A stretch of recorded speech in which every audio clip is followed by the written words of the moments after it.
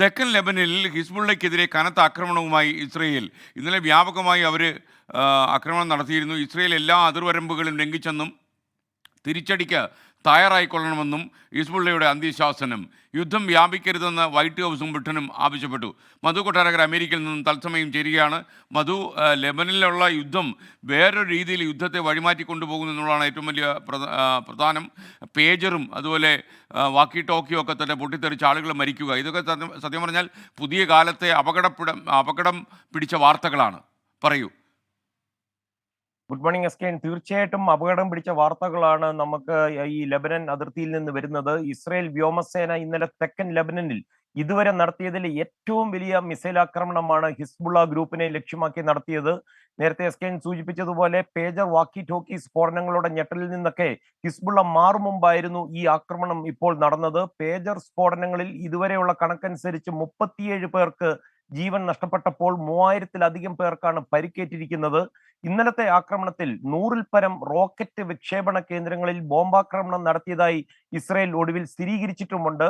എന്നാൽ പേജർ വാക്കി ടോക്കി സ്ഫോടനങ്ങളുടെ ഉത്തരവാദിത്വം ഇനിയും ഇസ്രയേൽ ഏറ്റെടുത്തിട്ടില്ല, എന്നാൽ അത് നിഷേധിച്ചിട്ടുമില്ല. അതേസമയം ലെബനൻ സെക്യൂരിറ്റി സോഴ്സുകൾ തീർത്തും പറയുന്നത് ഇസ്രയേൽ ചാരസംഘടനയായ മൊസാദിന്റെ ഓപ്പറേഷൻ ആയിരുന്നു ഇതെന്നാണ്.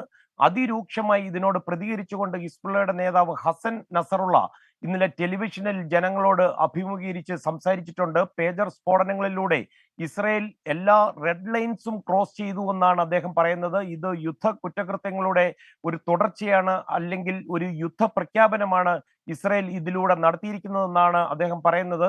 കനത്ത തിരിച്ചടിക്ക് കാത്തിരുന്നോളാനാണ് ഹസൻ നസറുള്ള പറഞ്ഞിരിക്കുന്നത്. ഐക്യരാഷ്ട്രസഭയിൽ അതേസമയം ലെബനൻ ഈ പേജർ സ്ഫോടനം ഉന്നയിച്ചിട്ടുണ്ട്. ഇന്നത്തെ സുരക്ഷാ കൗൺസിൽ ഈ വിഷയം ചർച്ച ചെയ്യും.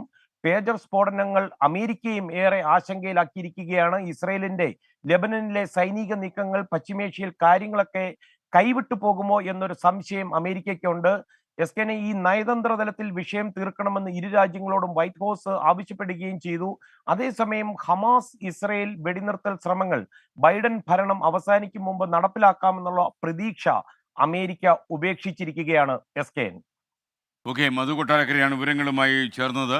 പി വി മാത്തുക്കുട്ടി പറയുന്നു, വർക്ക് പ്രഷർ മാത്രമാണോ, സ്റ്റഡി പ്രഷർ ഇല്ലേ എന്ന് ചോദിക്കുന്നു. CA എക്സാം പ്രഷർ ഇല്ലേ? ജോലി പ്രഷർ ഉണ്ടെന്ന് പറയുന്ന സ്ഥലത്ത് പോലെ ഈ സ്റ്റഡി പ്രഷറുണ്ട്. ഈ സമ്മർദ്ദം ഏത് രീതിയിൽ കൂടിയാലും അത് നമ്മുടെ ശരീരത്തെ ബാധിക്കുമെന്ന കാര്യത്തിൽ സംശയമില്ല. പ്രഷർ കുറയ്ക്കാൻ ആലോചിച്ച് നമ്മൾ എന്തെങ്കിലുമൊക്കെ കാര്യങ്ങൾ ചെയ്യണം.